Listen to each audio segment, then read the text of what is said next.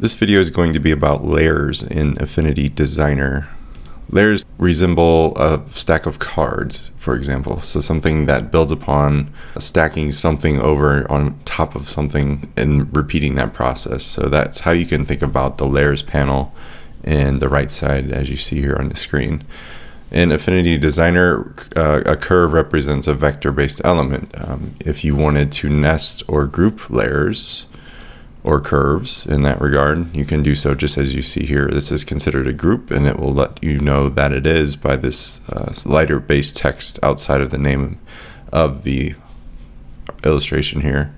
So renaming a layer or group can happen just by double clicking on the name itself. If you want to name it something more identifiable, I'll just put maybe a lion, and that is quick and easy to do. You can do the same for nested parameters. So if we just do like nose glare, I don't know, something like that, just to make it more user friendly on yourself when you're traversing a very steep layer. See how many layers there can be. Like, not knowing which each of these are is kind of important to know if there's some relation between them if you're scanning the document.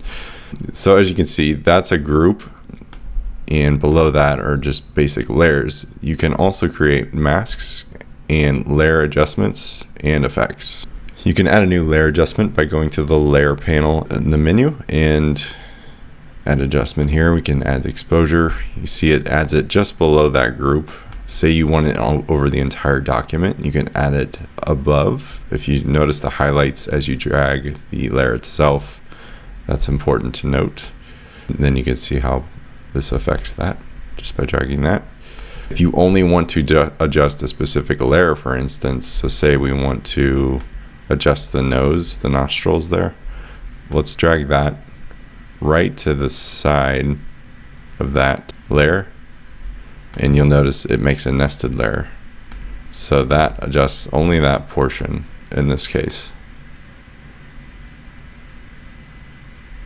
So you can go deeper and deeper. Layers are pretty much unlimited in Affinity Designer, so you can continue to make those as you go along. You can rename everything accordingly just to give yourself a hand in traversing the document and your workflow maybe be a little faster. If you are interested in doing even more effects, again, you can create effects this way, layer effects themselves.